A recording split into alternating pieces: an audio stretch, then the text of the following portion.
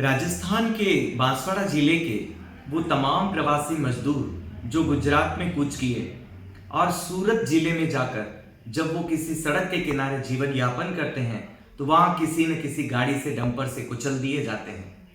ये भयंकर दिल को झकझोर देने वाली घटना प्रवासी मजदूरों की इस खबर को सुनकर न केवल राजस्थान में बल्कि पूरे भारत में एक उदासी सा माहौल छा गया।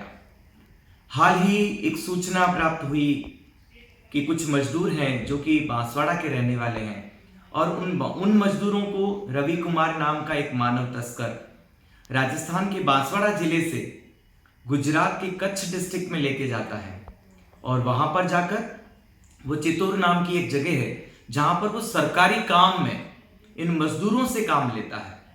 सरकार का काम चलता रहा, ठेकेदार का काम चलता रहा और मजदूर भी काम करते रहे। 18,000 रुपए देकर जब नवंबर में मजदूरों ने काम करना शुरू किया और 18,000 रुपए की पेशगी उन मजदूरों को दी गई तो ठेकेदार ने सोच लिया कि जीवन भर के लिए उन्होंने मजदूरों को खरीद लिया। वो मजदूर चित्तौर में काम करते गए। उसके बाद में अभी मजदूरों को भीमसार नाम की एक जगह है जहां रेलवे स्टेशन के नजदीक में खंबे गाड़े जा रहे हैं। तमाम मजदूर गड्ढे करते हैं, खंबे गाड़ते हैं और इस प्रकार एक दिन में लगभग 10 से 12 घंटे वो मजदूर काम कर रहे हैं। ये लगभग 16 मजदूर हैं। इनमें 2 मजदूर जो हैं वो 18 वर्ष से छोटी उम्र के हैं जिनको बाल बंधुआ मजदूर कहते हैं। अब इन मजदूरों ने नवंबर माह से काम शुरू किया। नवंबर 2020 से दिसंबर 2020 बीता और नववर्ष का आगमन हुआ और जनवरी 2021 लगभग खत्म होने वाली है। तमाम मजदूर बंधुआ मजदूरी करते हुए वहां पर पाए गए हैं। National campaign committee for eradication of bonded labour को एक खबर मिली और तत्काल ही कच्छ डिस्ट्रिक्ट के डिस्ट्रिक्ट मजिस्ट्रेट को एक कंप्लेन भेजी गई।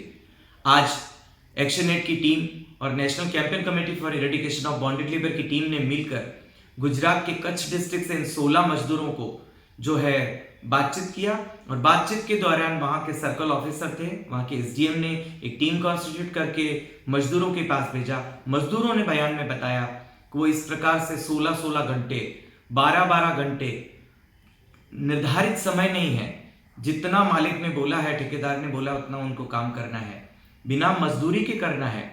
बेगारी करते मजदूर पाए गए।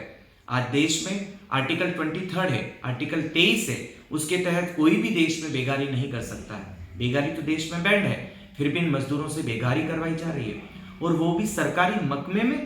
तमाम मजदूरों को आज मुक्त करवाकर वहीं पर रखा गया है कच्छ डिस्ट्रिक्ट के रेलवे स्टेशन पर। वहां पर एक्शननेट की टीम पहुंची हुई है, कुछ साथी national campaign committee for education of bonded labour के पहुंचे हुए हैं।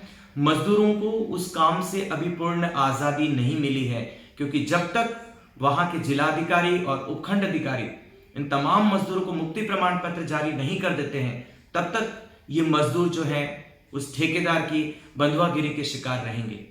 आज national campaign committee for eradication of bonded labour और बंधुआ मुक्ति मोर्चा की तरफ से अपील की जाती है कि जिलाधिकारी तत्काल इन तमाम मजदूरों को सम्मानजनक रूप से पुलिस प्रोटेक्शन के साथ बांसवाड़ा जिले में पहुंचाए।